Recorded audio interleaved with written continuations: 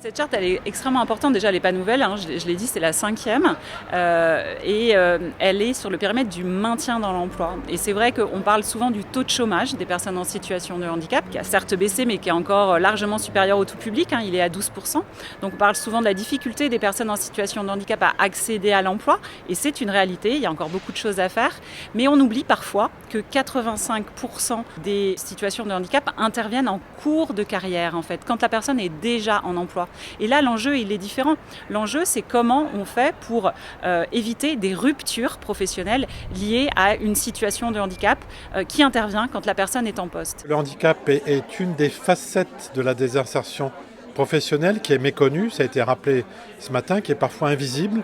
Et le handicap qui conduit vers la désinsertion et souvent l'arrêt de travail, voire l'invalidité, doit pouvoir être pris en charge dans l'entreprise pour maintenir avec une activité adaptée ou un poste adapté les personnes atteintes de différentes formes de handicap et qui ne sont pas un handicap de mon point de vue pour l'entreprise, c'est au contraire une chance dans la diversification des compétences qu'on peut avoir tout autour de soi. La GFIP a un rôle essentiel d'accompagner l'engagement, que ce soit une toute petite entreprise, une moyenne entreprise ou même un grand groupe.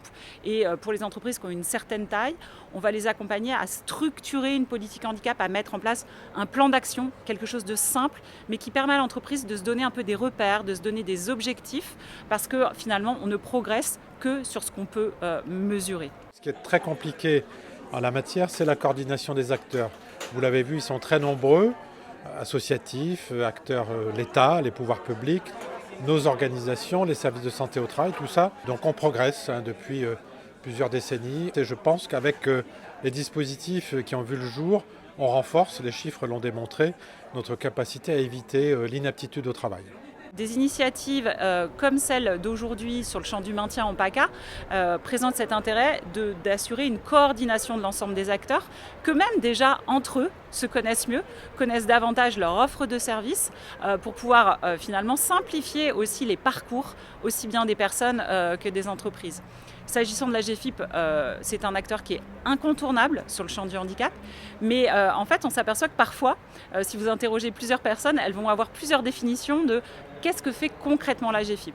Donc depuis mon arrivée, depuis 6 mois, on a engagé une démarche de transformation à la GFIP et le premier objectif, le premier enjeu, c'est de se dire finalement comment on fait pour expliquer plus concrètement à quoi sert la GFIP et comment on rend notre offre de service, qui est certes très large, peut-être plus accessible, plus lisible, pour expliquer concrètement quand est-ce qu'on peut aller chercher la GFIP, sur quel service, en quoi la GFIP peut répondre aux attentes. C'est notre mission historique que d'accompagner les assurés. Celle-ci s'est renforcée compte tenu des différentes strates législatives qui ont accompagné cet effort public de la réinsertion dans l'emploi. Mais nous avons également une deuxième mission qui est importante, qui est celle de la prévention des risques au travail et des maladies professionnelles en entreprise. Et finalement, on essaye de marier notre expertise en entreprise face à l'usure professionnelle, à l'usure sur les postes de travail, avec la réinsertion des salariés dans une mission unifiée qui est celle du maintien dans l'emploi. Plus on va aller vers un allongement des carrières professionnelles, plus ces situations de comment on arrive à maintenir en emploi vont se poser de façon criante.